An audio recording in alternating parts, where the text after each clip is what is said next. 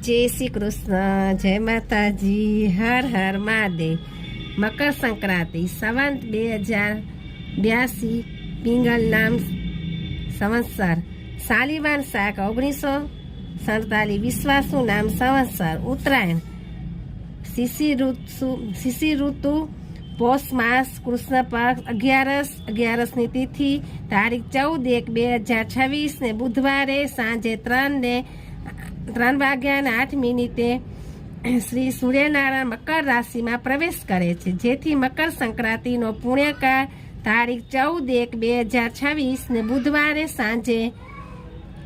3 વાગ્યાથી કરીને સૂર્યાસ્ત સુધી રહેશે। મકર સંક્રાંતિની ઉજવણી તારીખ 14/1/2026 ને બુધવારે કરવી।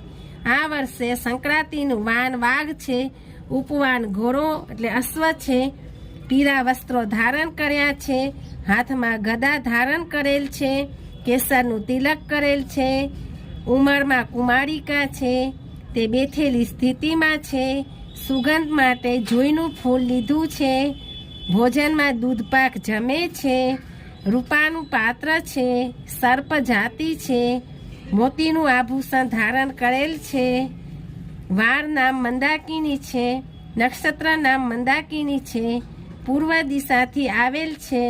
પશ્ચિમ દિશા તરફ ગમન કરે છે, મુખ દક્ષિણ તરફ અને દ્રષ્ટિ વાયવ્યમાં છે। સંક્રાંતિના પુણ્યકાળે તલ મિશ્રિત જળથી સ્નાન કરવું, તલનું અભ્યંગ શરીરે લગાડવું, તલનો હોમ કરવો, તલ મિશ્રિત જળ પાણી પીવું, તલ ખાવા, તલનું દાન કરવું, પિતૃતર્પણ કરવું, શ્રી સૂર્યનારાયણને અર્ઘ્ય આપવો, શ્રી શિવજીનું વિધિવત પૂજન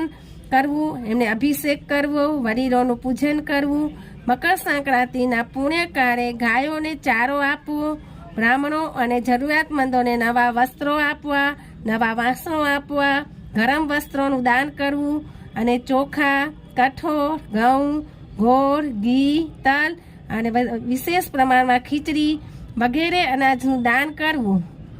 તેમજ ભૂમિદાન કરવું, ગૌદાન કરવું, સુવર્ણ દાન કરવું, ચાંદીનું દાન કરવું, એ યથાશક્તિ દાન કરવાનો પણ મહિમા છે। હર હર મહાદેવ, જય શ્રી કૃષ્ણ।